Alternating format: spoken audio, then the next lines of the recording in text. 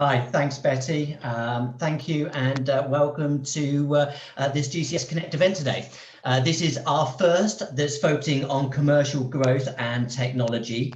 I'm Aaron. I've worked and supported technology businesses for over 22 years, sourcing and acquiring commercial professionals to enable my partner customers to grow. Here at GCS, I'm the International Commercial Director, and GCS is a global technology talent acquisition solutions partner, providing everything from front-end and back-end engineers through to sales and marketing professionals. GCS Connect is our digital platform of roundtable events where we invite industry experts and have a good old chit-chat about current events, the challenges and exciting opportunities in the world that we find ourselves within these days. Some of it you simply just could not make up, what with the politics and the Brexit and obviously the pandemic of COVID. But it's my honour to obviously present this with you today. So without further ado, I'll introduce our first brilliant and they're all from within the world of technology in one way or another, but all have their fingers on the pulse of driving commercial growth. So Alex, can I get you to introduce yourself first and give us a little intro about who you are, please? Yes, of course. Hello, everyone. My name is Alex Tatham. I am the Managing Director at Britain's largest technology business, largest privately owned technology business, should I say, Westcoast.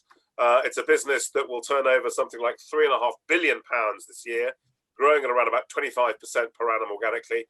Really fast growing, very exciting business. And it's my delight to be on the panel today. Brilliant. Thank you, Alex. Mary, would you like to go next, please? Sure. Hi, everybody. I'm Mary McCormick. I'm based in Austin, Texas, so a little bit further than a lot of you all. I work for Oracle NetSuite, and NetSuite is a cloud-based ERP platform. So some of you may know NetSuite, some of you may know Oracle, and I work for both. I've been in sales my entire career and in technology sales for the past 6 years. So thank you for having me. Brilliant, thank you. Our pleasure to have you as well.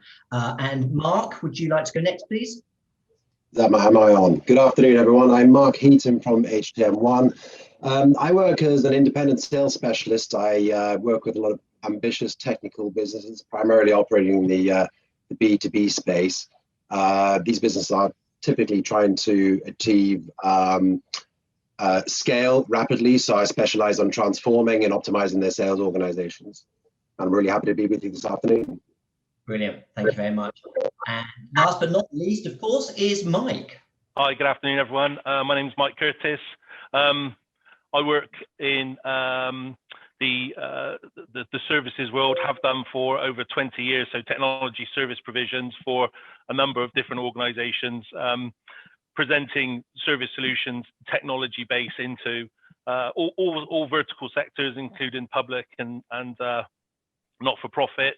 Currently, I'm at Bechtle, which is Europe's largest systems house and value-add reseller.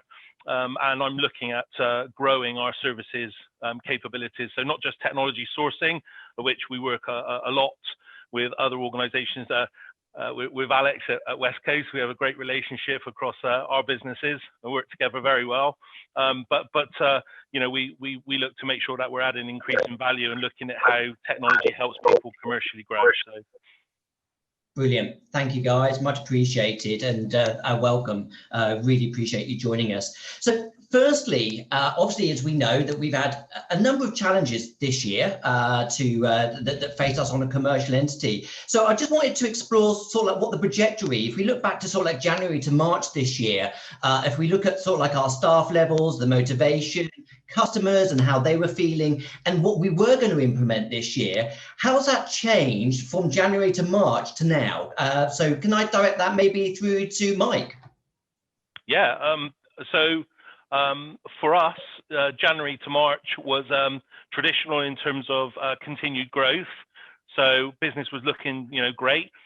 Went into March, and obviously we specialize quite heavily in end user based technologies. So March was a massive scale up for us, a fantastic month for us. You know, servicing the demand from people. So although it was coupled with a slight sense of I should say sort of a little bit of worry and concern about what would come after. a lot of our staff haven't lived through a kind of recessional time, first time for them, you know. So I'm showing my age a little bit now. So, you know, there was a little bit of guidance and kind of putting your arm around people in terms of what might come, in terms of how it would be tough. But then obviously, you know, we see that kind of ensuing slight reduction in terms of the amount of project and program type activity, very much people centering on the now. So that was really what we saw leading up to sort of middle of the year, if you like, and then progressively from mid-year, we've seen things now that, you know, can't be held off any longer, or things that people want to sort of try to start getting into next year, all starting to come back. So overall, I'd say, you know, we were kind of cautiously optimistic all the way through, even at the start. Technology as a sector, you know, generally rides out these sorts of challenges quite well. So COVID impact, you know, for our customers varied across the piece, lots of different organizations with very different challenges. But for us, it was how we can stay on top of that for people, assist them with their problems, help them through that journey, and really kind of center on adding the value piece back. And then that took a little bit of it away from us worrying about ourselves, if you like. So, you know, we kept that sort of positive forward facing momentum, and just said, okay, let's keep doing the right things, be here for people, and we'll come through that, and that will stand us in good stead as we go. So trust the process, if you like. You know, if we do good things, you know, look after our people, that would take care of our customers, and that would take care of business. And invariably, I think that's where we've got to, and certainly where we are commercially right now. That's very much seen that. So we kept on doing things like recruiting. We continued to recruit all through that period.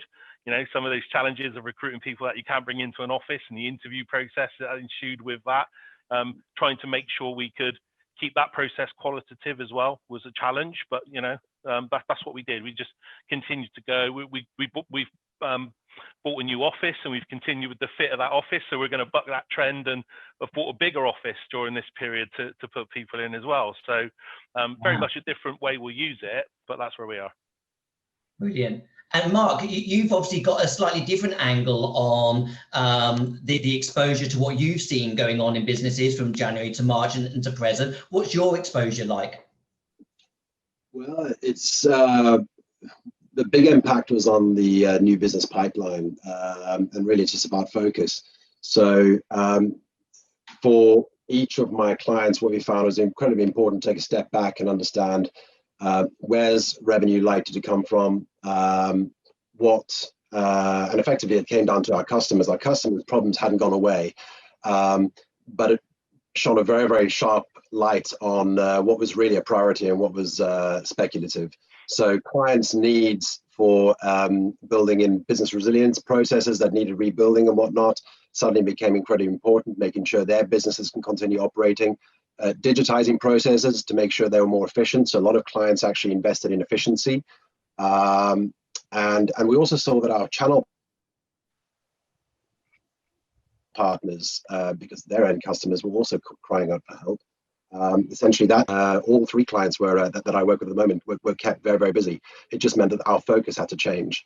So in one respect, we saw a new business pipeline dry up, but in another respect, lots of other fantastic opportunities emerged, and really, you know, it's fast forwarded a lot of activity that we hadn't anticipated. And has there been a particular angle or sector of the business that's accelerated quicker than what you would have expected it normally? No, not necessarily, because I think digital transformation is a theme in our space. It's really just helped prioritize it. So no, I wouldn't say it was something completely unknown. It was just it really has just fast forwarded it all for us. Okay. And Mary, can we just explore about things like staff motivation within your business? Yeah, sure. I like what Mark said about customers' problems don't go away, because when COVID hit, it was really difficult for us. I was overseeing a team that worked with emerging businesses, meaning companies with 10 employees, 20 employees, 30 employees that were getting hit hard. So the motivation of our sales team to contact those people and resonate with them was difficult. For the first, I would say, maybe 2 months, month and a half. And then come May, I think it was around then, we started to get some really good traction because, to Mark's point, their problems didn't go away. They still needed something like our product, and our product is cloud-based, so they needed it even more. So I think when the shift in the customers' mindsets hit, that's also when my employees' motivations changed. So it was just about really getting them to that point and keeping them motivated and used to the change of work being in the office every single day to being remote and alone every day. And especially challenging for me is it was a young sales team. So these folks were going home and working from home in their kitchen with 4 roommates, all cold calling people all day long. So you can imagine how challenging that is. So, you know, even so now I always am thinking about how to motivate my team, but then it was always at the forefront of my mind. Every single morning I had to wake up and figure out how I was going to move the needle for them that day. So yeah, that's a little bit about my experience. Okay, cool. And when government started to create lockdowns, how quickly were each of you able to move your businesses to remote working? Any of you can go first, I don't mind. Well, we did it quite quickly, actually, because we, you know, the benefit of a technology business was that we all have devices.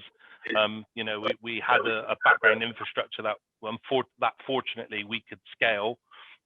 So we sort of literally mobilized, I think, within a week. Our biggest piece was making sure that everyone had not just the equipment to work from home, but more the means to be productive. So we were really fortunate in that we'd invested in that infrastructure earlier, and could mobilize it quite quickly. It was really, we were really lucky, fortunate for that.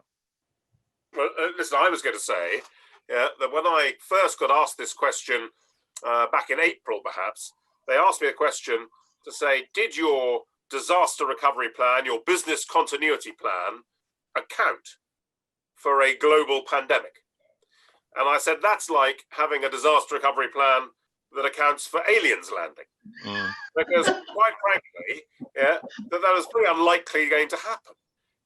The fact is, however, is that our disaster recovery plan and our business continuity plan all had all of our staff working from home, except, of course, those that could not. Because, of course, we still supply a vast quantity of product, and our warehouse staff still had to come in if the business was going to continue. And so we had to keep them really safe. It was really important that happened, to be able to make sure they have been the utter heroes of the UK channel, certainly, and I'm sure channels all the way across the world, is those people that have kept warehouses and kept the supply chains going, whilst the rest of us could go and work from home, and we've been able to make it happen. It really has been a tremendous success story for the whole business. Yeah, we had a similar experience. It was absolutely impressive the speed at which a new working group was created. Non-operational staff were sent home and deployed with laptops and the technology. We probably reduced staff by about 50% on each client site. The priority is obviously to protect people's well-being and protect the business. So a working group was established, a daily report was put together, governance was agreed, and the team met every single day to put together a report on the volumes that were coming in, risk to the business, a RAG status, tracked exposure, so the health of and well-being of staff, team members, stuff like that. That was all sent out to customers and employees on a daily basis. We got communications channels put in place with SMS opt-in and SMS messages that were sent out for key updates and whatnot. So incredibly impressive performance to get everything up and running, and literally it happened in a few days. I'd say the business was largely unaffected. Fantastic. And we've just got a question coming from Lauren. A great deal of their business development is through in-person meetings. What would each of you recommend for a small to medium business trying to drive more engagement with new clients? Well, currently, if you can't go and sit in front of somebody, this is the next best medium, and really use the technology to your advantage, because, I think a lot of what we used to do was default travel behavior, whereas actually one of the things I hope personally we see continue is that some of that unnecessary travel and expense is removed from business, you know. So this is a fantastic medium, and the more you can get comfortable and familiar with using technology to connect to people, the better. So if you can do things to draw new prospects to you, and then get into a virtual face-to-face like this, it really is probably the new best thing to come out of COVID in terms of new normal. Let's hope this continues, you know, in our kind of relationships.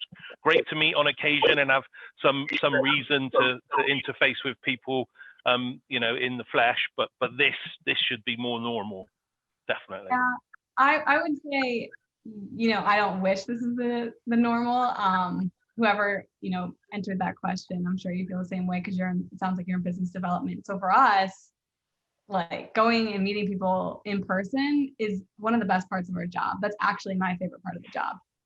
So it's difficult for me and my team right now because we're missing that. And that's really what drew us to sales in the first place. But yes, this is the next best thing. And I would say always have your camera on, at least for introductions. If you're on a long meeting, you can turn it off when you're not speaking. But I would encourage people to do that. Some people are a little bit weary of it. Maybe they're still in their pajamas, like we were talking about earlier. But yeah, that's important. And then picking up the phone and having those one-on-one conversations, still, you know, getting to the person line and making sure you're having that connection with them too is really important. Yeah, I agree. Cold calling, it feels like it's been done into a black hole at the moment, isn't it? But I think it's really important to recognize that this is normal for everyone nowadays. I find that just offering even a 10-minute meeting with someone on Teams, just make it light touch, so they can accommodate it. You get value, they get value, and you can both move on and move that prospective relationship onto the next stage. Makes it difficult for people to say no because you're adding value without taking too much of their time. That's good news. You can do many more of it in a day.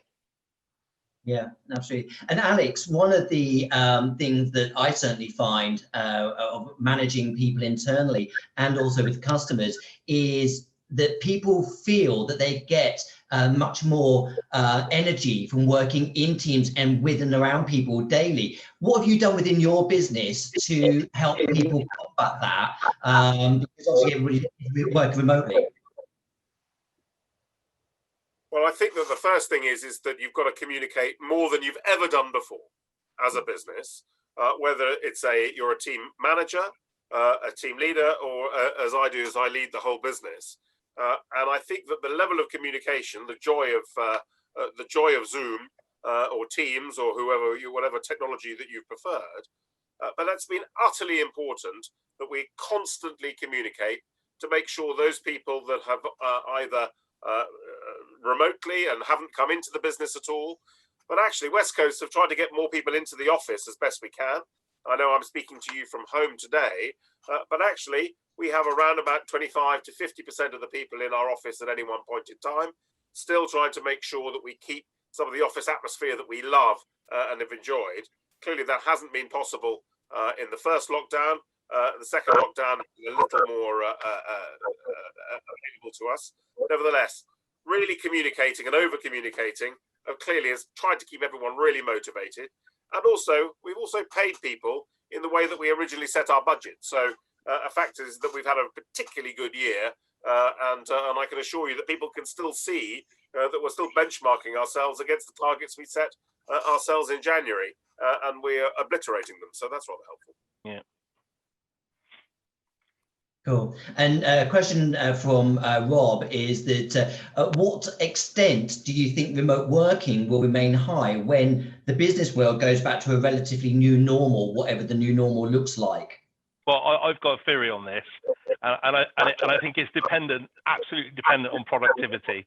So from a leadership perspective, right now, if you're working from home, you as an employee, there's a lot of people who are making sure they're giving good productivity, and that seems to be happening, right? And there's no slacking.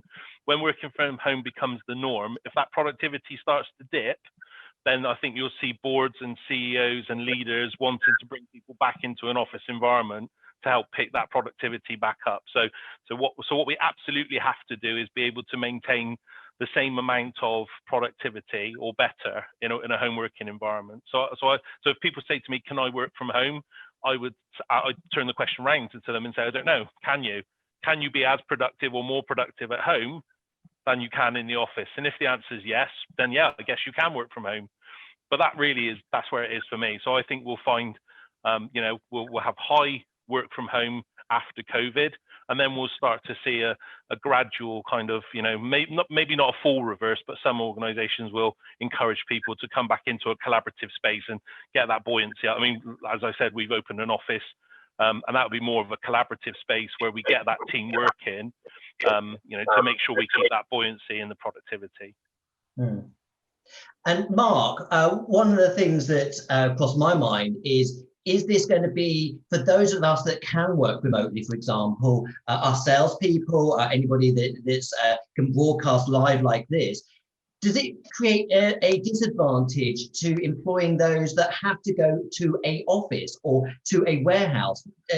Seeing any signs of that at all? Sorry, does it create an advantage? Does it create a disadvantage to obviously getting people to work back internally at all? No, I don't think so. It's quite interesting. You see people advertising or commenting on roles on LinkedIn saying, that they really insist on it being the normal now. I think the point that Mike's been making about productivity is absolutely valid. I'm fortunate enough to have worked remotely all my life. I think there are definitely two types of people. You either are perfectly autonomous and able to motivate yourself, get up every morning, sit down at your desk on time and do it, do what needs to be done. And there are some people that need to be in the office, whether that's an operational role or, and there's no argument about that really. There's no discussion to be had. But it does seem that there's a preference for some people who clearly want this way of life, and you can't knock them for it. Frankly, it's a lot of people enjoy it. A lot of people enjoy the autonomy it's given them, but I think it's very much a personal choice, balanced against business needs, clearly. Of course. And Mary, did you or experience with any of your customers have to lose any staff during the pandemic at all? And what effect did that have on motivation for those left within the business? Yeah, 100%. A lot of the companies that we were working with had to furlough or just fire employees. Luckily, I think here we had, stimulus and a program that if you keep your staff on, then you get, a certain amount of money. So that was helpful in companies keeping staff on, even though it was challenging. But at the end of the day, it absolutely happened. And, it was interesting for us because we had to remain empathetic and sympathetic to that, but also showcase that our product actually helps with that. You actually can avoid hiring another head by implementing our software, but you have to be very careful about that messaging and how you use it, because again, you have to be empathetic, and these are humans you're replacing, you know what I mean? And that's more important, in my opinion, sometimes than technology. So it was a really interesting conversation, and that's why I was telling you earlier, we had to really think about our messaging and how we're resonating with these folks. I think that's a really good point. We spend a lot of time talking to our customers about process automation and efficiencies, and technology is very much driving that way, but really trying to make sure that message is around removing drudgery from people so they can be more efficient and effective in the things that add value, rather than saying this is a way of replacing your people cost base, especially in times like this. If you seem to be kind of almost ambulance chasing the opportunity, that's not great for people. And if we can do the right thing by using technology to enable and enhance things that people can do to be more productive and more efficient, that's a much better message. But yeah, you have to be really careful in your positioning for that. Absolutely. Yeah, exactly, Mike. I mean, the thing is that every single company during this last 8 months has focused on efficiency. Okay, how can we be more efficient? How can we reduce overhead costs? Yeah. So just talk that game, talk the way that these executives are thinking, and you'll be okay. Agreed. Unlock cash, deliver efficiencies. These are all topics, but yeah, you're right. It's you've got to be so sensitive and careful with your positioning of any proposition nowadays. for obvious reasons. And obviously no one knew or still really don't understand the full impact of COVID and the long-term issues surrounding it. As business leaders, how many times did you have to reforecast, good and bad? Because obviously we've experienced from Mike and Alex with regards to industries booming in certain parts, certainly around March. That's an anomaly with regards to the current circumstances. So talk to us about the forecasting and how many times have you had to do it since? Feels like daily. Yeah, I was going to say that. A day feels like a week, and a week feels like a month, doesn't it? You know, it changes so quickly. Yeah, it's a challenge, isn't it? Potentially, we never reforecast at all. And actually, we've kept a benchmark all the way through the year as to what we originally thought that the business would do in 2020. And that's been very interesting to benchmark ourselves against that, because clearly some parts of the business, particularly those servicing offices as an example, will have done poorly, but those other parts of the business have done well.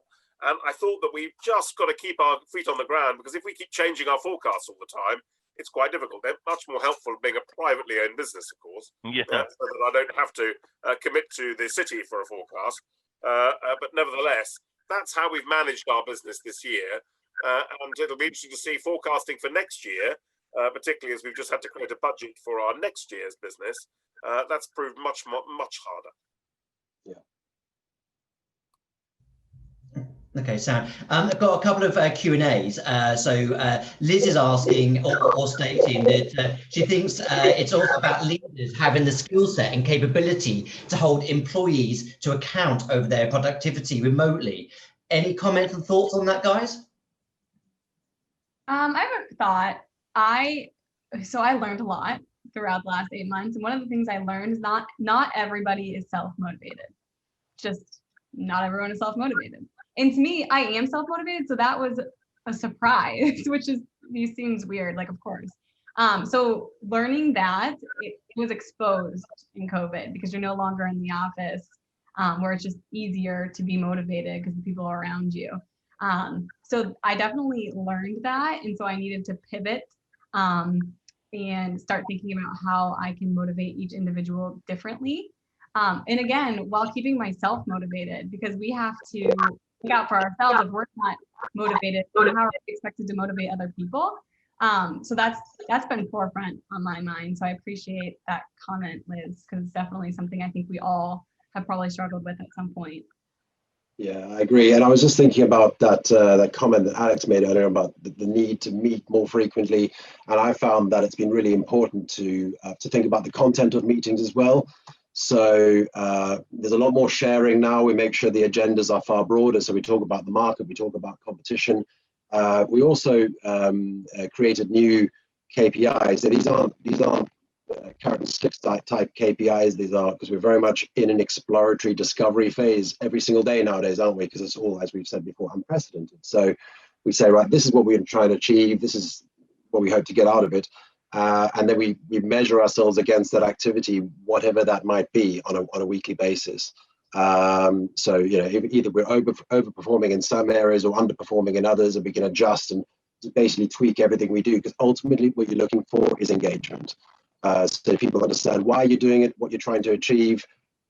And then by meeting frequently and having this broader conversation, you can ensure there's engagement. Clearly, you can identify through that kind of a process where there isn't engagement and deal with it separately.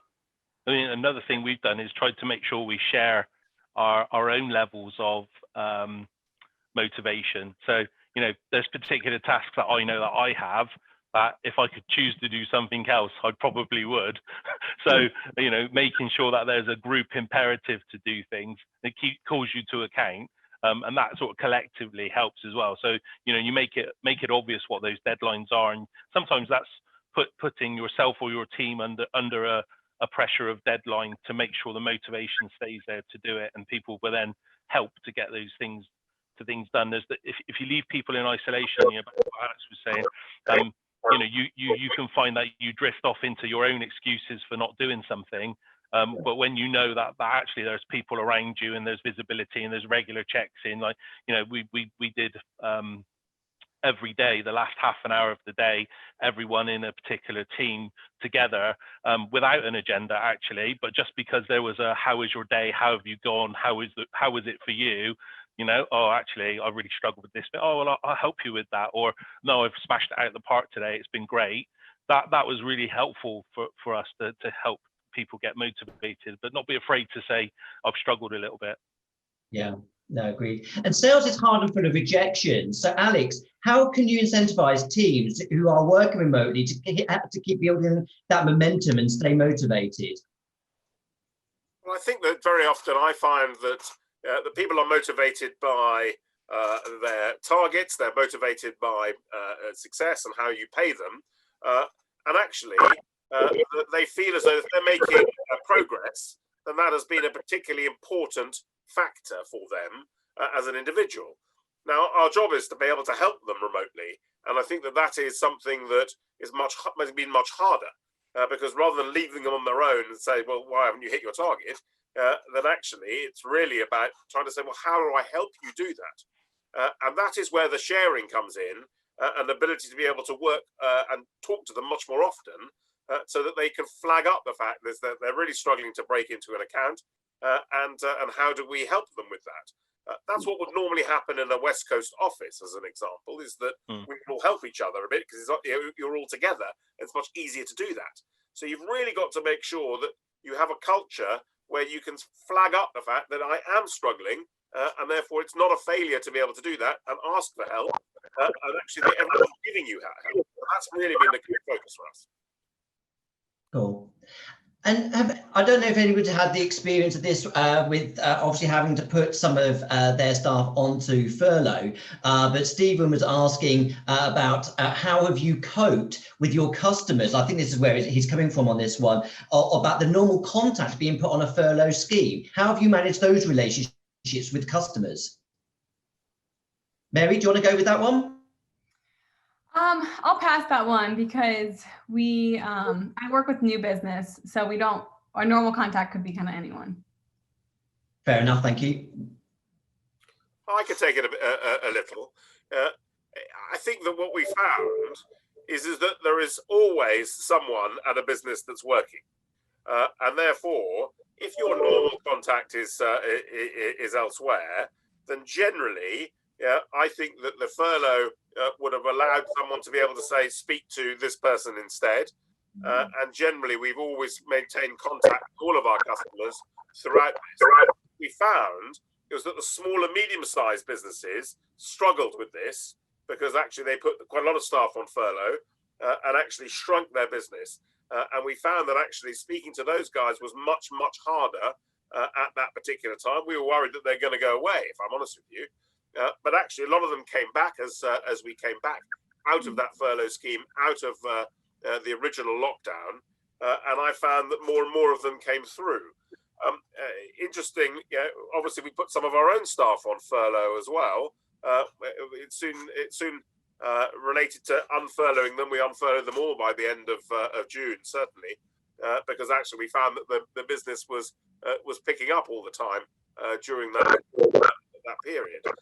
Nevertheless, those sort of regular relationships had to be more adaptable. And again, I come back to it's more communication, more focus on this. And I found myself speaking to senior executives at those customers more often than perhaps I would have done. Brilliant, thank you. And Mary, maybe this one's for you then. You track the breakdown of where yours come from, and has that changed lockdown? Yes, we definitely track where the leads come from. And, we were, like I said earlier, in person was a huge part of our sales strategy.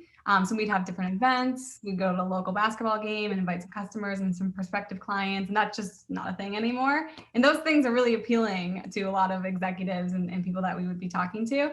So we've definitely had to pivot to these types of platforms, right? Like, let's host a webinar with a partner of ours and try to gain traction by inviting people here. We actually have done very similar events to what we would have done in person by doing like a tailgate virtual happy hour. When like Monday Night Football's on, we'll have a tailgate via Zoom. And then we track those leads. So our business development reps will help us get folks to these virtual events. And then we track, okay, how many people did you invite versus how many people actually attended and showed. And then we've also, in the beginning of COVID, everybody was moving to email. It was LinkedIn or email. You don't call anyone because you don't know anybody's number because they're not at the office anymore. But now phone is back. It is back. We've figured out people's phone numbers. Are they giving them to us? And so I'm encouraging people to kind of go back to that and not just lean on to the message or the email and the LinkedIn. So that's been cool. And yeah, one thing Alex mentioned too is he noticed that at first there was a bit of a shock where small to medium-sized businesses were like, all right, we got to figure this out. We got to figure out how we're going to pay our employees. And then a couple months into it, like I was saying earlier, they switched to their mindset and were like, hey, we need to come out of this and we need to come out of this strong. So we need to start implementing technology in order for us to do so. And so our business actually started doing really, really well after we got over that initial hiccup. So I think that's been really cool to see too. Cool, thank you. And Mike, earlier on, you mentioned that you'd actually been hiring during some of the lockdown period as well. Yeah. How has your recruitment process been challenged by lockdown and COVID and just the general restrictions that we face in today's business? Volume increase, obviously. A lot more people with time on their hands. Even if they're employed, they're looking for whatever condition within their business. So going through the process of whittling the candidate base down to something manageable and trying to get back to those people quickly enough was a challenge. Interviewing and conveying a sense of us as a business was really high up on that list. We really want to give people a sense of who we are and how we do business and what sort of team we are and how we like to work and what Bechtle is about as a business. So trying to do that all remotely and make sure that's consistent in our process as it would be if we were doing it face to face in the office was challenging, and I think we did quite well with that. Certainly canvassing the people we do talk to through that process and making sure that they're having a valued experience as well. So we didn't try and make it one-sided. We really wanted to sort of show ourselves in our best light, and then obviously bringing those people through into joining a business remotely has had its own challenges. So I think it slowed us slightly, but we maintained progress. So we've continued to add people. So, but making it a good experience on the way in through that recruitment process, I think was really important, because it brings people into your business thinking, okay, this is this is an environment that cares, and that care then carries through. As I said before, take care of your people, they take care of your customers, that takes care of business. So is a recipe, but it's like you say, it's harder. We'd love to meet people face to face. So just doing this, all of our interview process done over these sort of video type calls, and if we were panel interviewing, we tried to make it more of a conversation and less onerous and less kind of formal, although we get through the process. So yeah. And actually it's enjoyable at one level to be able to think for people inside the business as well, to say, oh, actually, we're still recruiting during this period. We're still doing really positive things. Seeing new people into a business during a pandemic is a really good sign, isn't it? It's a good indicator of health in your business. Totally agree. And has it sped up your recruitment process by using the forms of technology, Alex? The answer is yes. Because clearly you haven't been able to have them in for interview very often. You're very much you're interviewing them over Zoom. You're interviewing them in a way of very different. So I found it much quicker to be able to recruit for the roles. And of course, sadly, there has been an enormous amount of people available to be recruited. So actually, we've had to use some of the facilities of recruitment consultants, for instance, that have helped narrow the field down a little for us. Otherwise, we could spend an awful lot of time trawling through some of these things within our small recruitment team that we have internally. So actually, what we found, that's what we've used recruitment consultants to make sure that we narrow the field, do it professionally, make sure that they're pre-screened, and we're interviewing the appropriate people so that we could do that. But we found that the whole cycle has been much quicker. Okay, cool. And one of the things that I always get asked as a recruiter is, what is the culture of the working environment? How do you get that across on MS Teams, Zoom, WebEx? Well, I just put a video of myself on and said, this is the culture. This is what you go, and they immediately click off and never come and see us again. That's it. And Mary, we've got another question. We've got a question from Kevin that maybe you can help us with. Current employees have the benefit of existing relationships across the business, but new employees, especially the less experienced ones coming in a post-COVID, won't have that benefit. How can employers strengthen those ties in a virtual workplace? I think this is one of the more important questions. I think a lot of young adults are really worried about this. Like, how do you network in this scenario? Like, it's difficult. I'm always for putting yourself out there, asking for somebody to meet with you virtually, but having an agenda, making it worth that person's time to connect, not just doing it just to check the box. I hate box checkers. So just having that teed up is really important. But I don't know if I should be saying this, but somebody asked me the other day, hey, can I grab coffee with you? If you're uncomfortable with that, no worries. But things like that are open here in Austin. And I met them for coffee because I was comfortable with doing so. And I felt that person was a responsible person.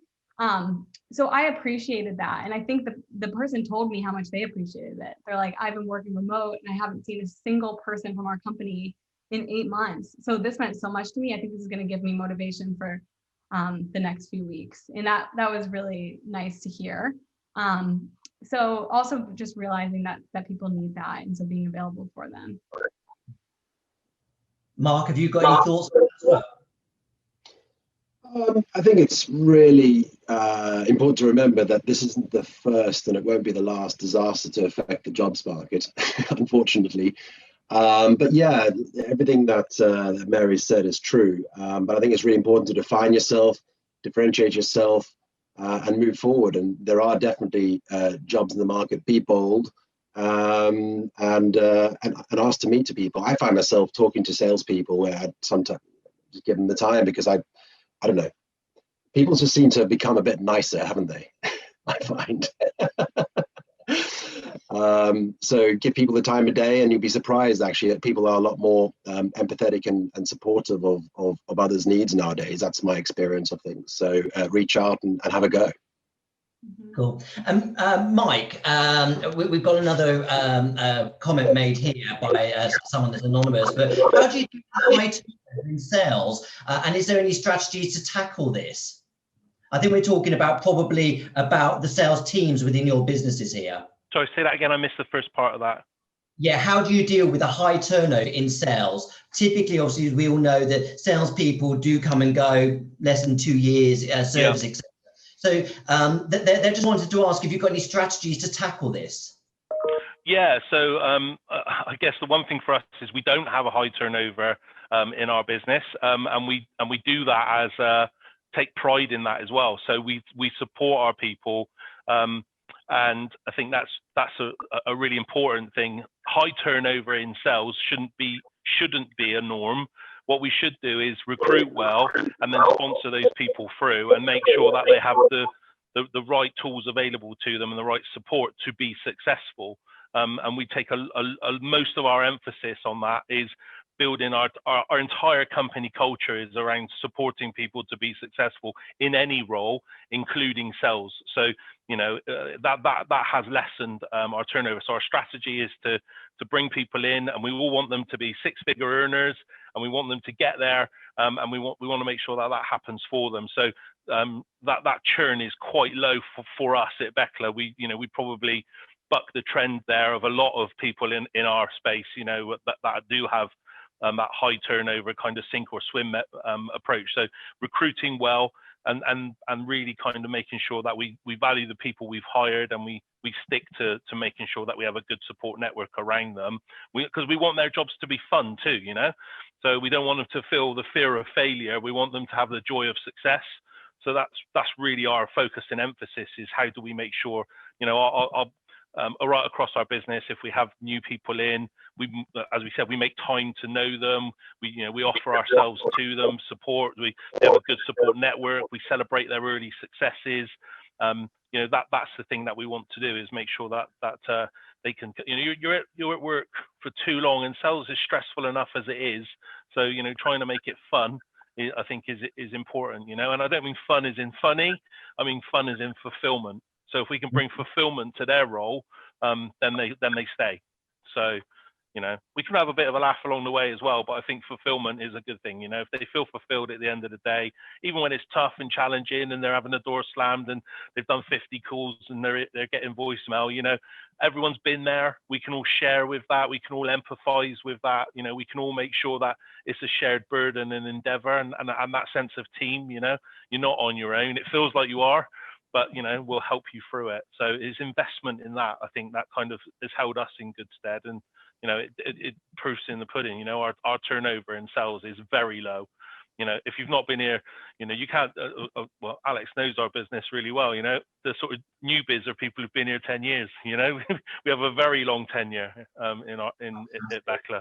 People come and stay. You know. And Alex, with people working from home, Stephen wants to know that obviously that's going to be the new normal to some degree, but how have you managed supplying the correct equipment for things like health and safety purposes? That's a really, really good point. Yeah. So the first thing that we had to do from our own perspective, and I'm the managing director of the business, is that we had to make sure our own people we followed health and safety guidelines at home. So we had compulsory training for everyone. We obviously can't do home visits to make sure that they are complying with those health and safety guidelines. And as Mary quite rightly pointed out, in some cases, that was extremely difficult because they were all working around one laptop with four of them in a flat on the kitchen table. So very, very difficult. But what we tried to do is to make sure all our own people were secure and health and safety at home. And we provided chairs and various sort of laptop risers and various other things to help them have a better setup at home. What we've seen, of course, as a supplier to everyone in the UK and in Ireland and across Europe for business, is vast quantities of products that help people work from home.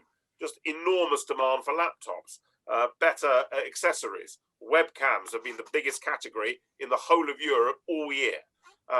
So, you know, huge quantities of stuff to help people work from home. So you can see that's been an advantage for the business. One of the things that we're beginning to see is some corporates giving their staff an allowance. So Prudential, for instance, are giving all of their staff £400 sterling to be able to go and buy appropriate products to make them a better health and safety. So those are non-laptop, that's non-IT, but that's all the bits around, maybe a better monitor, a better chair, things like that. And what we've done is been able to support a catalogue, these sort of mini catalogues for such companies, largely being driven by a particular reseller, to say, well, let's drive the whole thing through that, give them a better buying experience.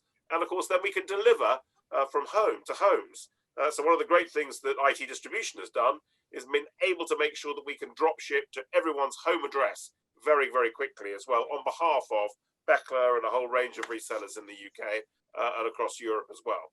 So the whole home working thing has absolutely been driven by IT distribution companies really helping their resellers do this.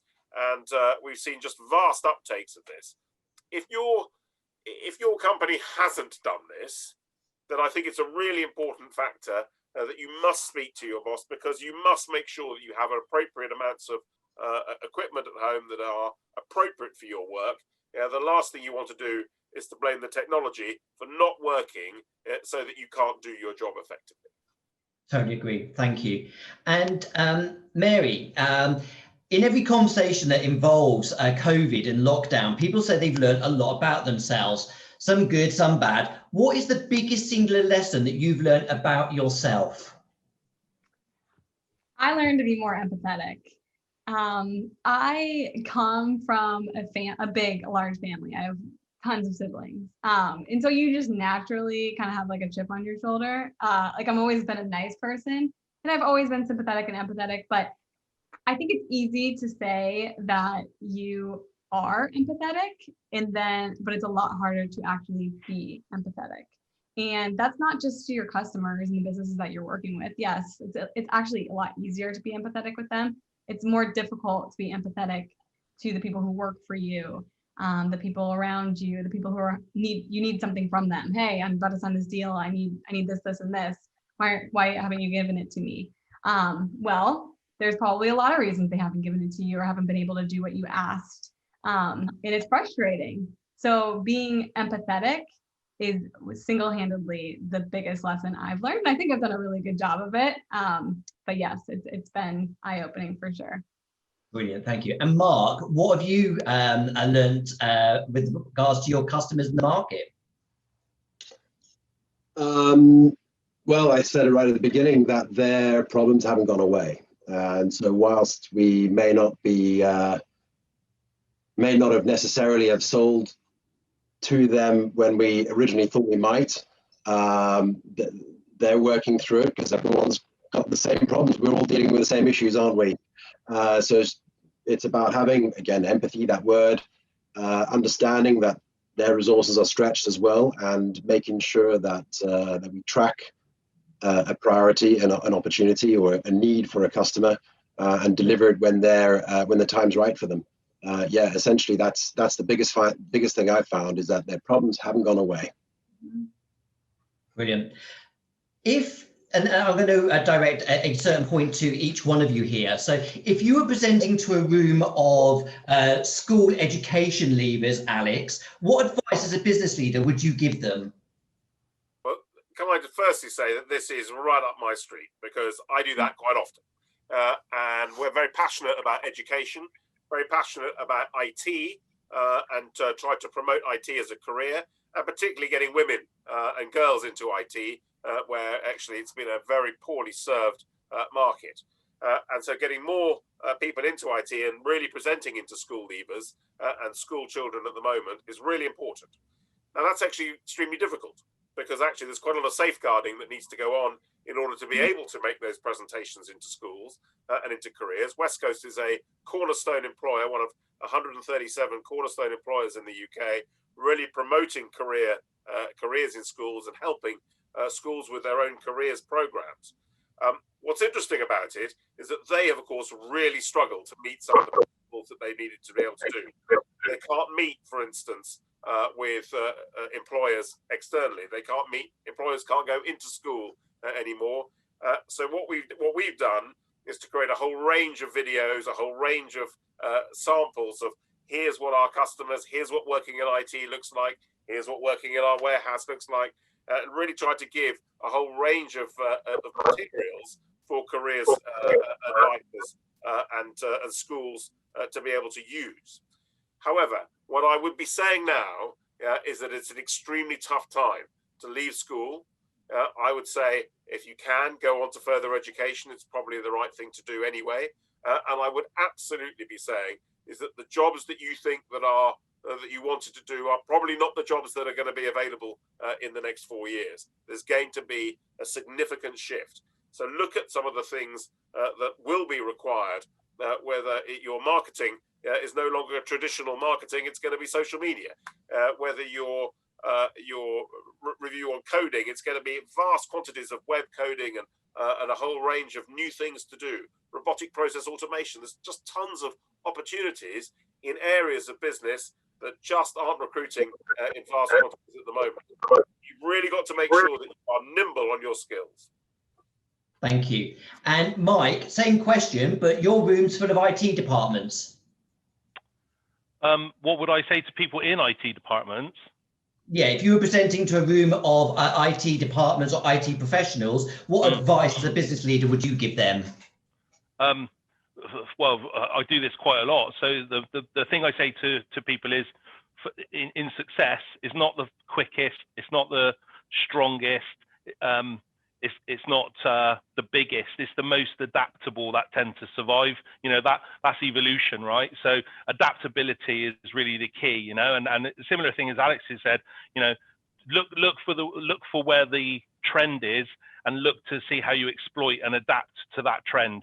So if you're using technologies that are becoming obsolescent, okay, you don't need to move to bleeding edge technology to prove a concept for yourself, but move in the trajectory maybe a little bit more readily than you have done in the past, and help future proof yourself. So don't be afraid of those movements in technology. You know, embrace some of that and be adaptable and make some time to try. So that's a big thing for us. You know, if you're reticent to using cloud, maybe explore how that might help you. You know, if you haven't used updated key core systems, maybe start to look and see how those things advantage you, but have that adaptability, and then that will help in terms of the flourishing. So survive and thrive is a term I use with people a lot. You know, if we've got to this point, we've probably survived. That's great, you know, first thing. But now we want to know how to thrive in the future. So let's be adaptable to that changing conditions and trends and move ourselves forward. Don't think that we can do what we did yesterday and that will be okay for tomorrow. It won't, you know. So but yeah, take the lessons from where we've been, but take that forward into what you do in the future. Brilliant, thank you. And Mark, your room is full of new startups. So what advice would you give startups? Oh, wow. I think it's incredibly important in this market. Be clear about what you're doing, be different, ask so what to help differentiate, be prepared to pedal very, very hard. But I think nowadays, most importantly, don't underestimate the power of your network. Brilliant, thank you. And Mary, yours is new sales leaders, so new managers of people. New managers of people. I think I would tell them, be proactive in the technologies and tools that you give your people. It's really a shame when motivated folks who are really good at their jobs just don't have the technology or tools in order to execute on it.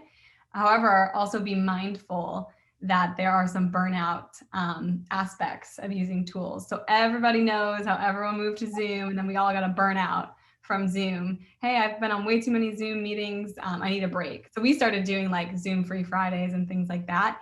And I was just talking to Betty the other day about the new burnout, I think, is Slack. Slack is amazing, an amazing tool, but we've been thrown into so many different Slack channels that now we're doing a little bit of burnout from Slack. So these are tools and technologies.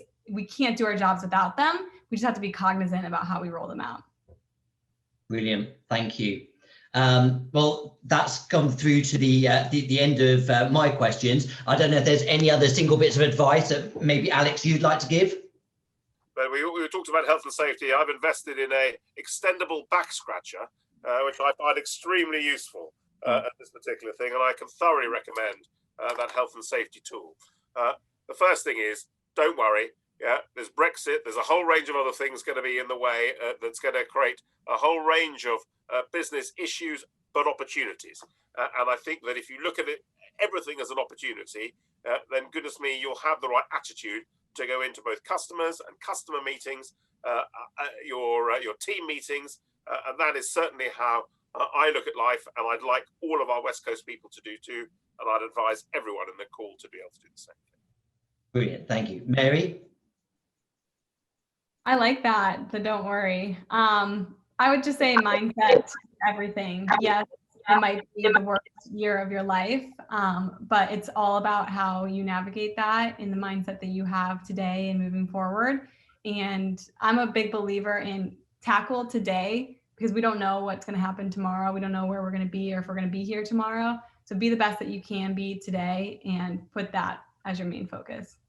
Brilliant, thank you. Mark? Difficult to follow Alex. I think he's covered it, hasn't he? I think we all know that when this hit, this pandemic hit, we all experienced fear, didn't we? Fear, uncertainty, and everything else. And that emotion is there to protect us. But I think we've all proved to ourselves that you knuckle down, take a step back, think about it, and move forward, that we can all thrive. So for me, that's given me confidence, and hopefully you guys too. Brilliant, thank you. And Mike? Yeah, hard to follow all that. I mean, the one bit of advice I would say to people is something I've done for myself is I've stopped saying should and replaced that with could. Oh, this should have been better. That should have gone better. I should have done more. I should be doing this. And I've put that to I could. And that's helped me a lot, actually. I could do better. And then I think about what I can do to do better. Or that's been a big one for me. And it's helped not to lament the past. So I say to people, you know, if you're spending too long looking backwards, you'll get depressed.